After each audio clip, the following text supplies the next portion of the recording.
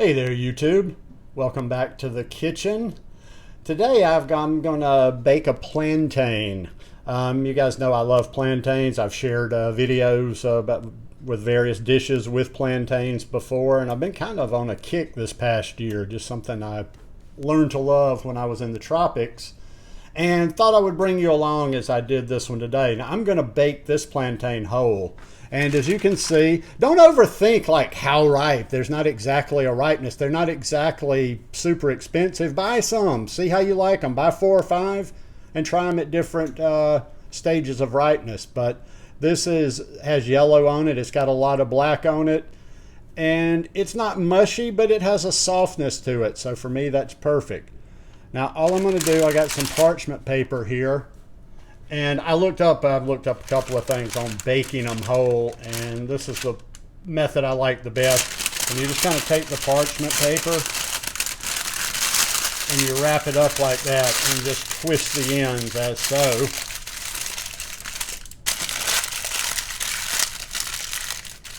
Twist the ends as so. And then I got my oven set to 400 degrees. Going to pop it in the oven and leave it in there. I'll check it as I go, but I'm going to leave it in there probably about 30, 35, 40 minutes. So when this thing bakes, I'll be back to show you what we're going to do next. I will definitely be using this method again. I like how that turned out. It's actually, and I will probably experiment a little bit with different stages of ripeness. That one was pretty ripe. I want to actually experiment with one that's a little bit less ripe, and I actually want to experiment with one that's a good bit more ripe. This got it kind of nice and soft.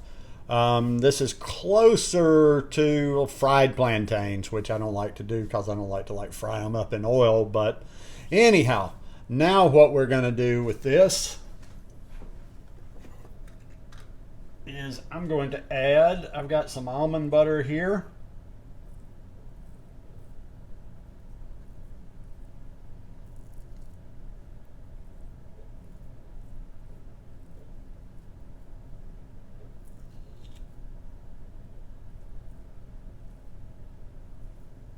And as you'll notice, like you're not using a ton of stuff. You don't really need a ton of stuff in here. This is like about a tablespoon.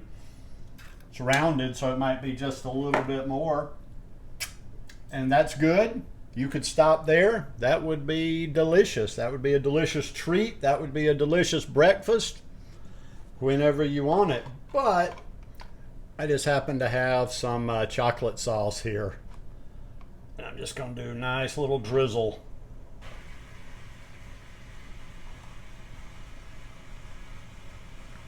See, sometimes when I do these treats, people see these things like chocolate sauce and almond butter, and they're like, oh my God, you shouldn't, that's too much, that's too much.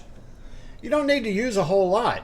Like I say, that was a tablespoon of almond butter, and to give you a little perspective on the chocolate sauce, I made that probably 4 or 5 days ago. I forgot what I used it on, and I think I used 4 medjool dates, but at the most I may have used 5. So I used 4 or 5 medjool dates, a little bit of cacao, and a little bit of almond milk. Just a little bit of almond milk. In fact, I would have liked to have had that a little bit thicker. But so there, and I should say this: out of those 4 or 5 dates, I've used that sauce like 4 or 5 times, just on a little bit here, a little bit there. So once again, it's not like you're pouring a lot of stuff on there or adding a lot, but this is good. This is good. I know this is going to be good before I even taste it, because I have had bananas with almond butter, chocolate sauce.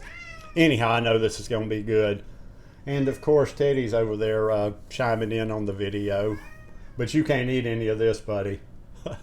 Anyhow, hope you guys enjoyed this video today. If you like it, please give me a thumbs up. Have a beautiful weekend, and I'll see you here again real soon. Peace.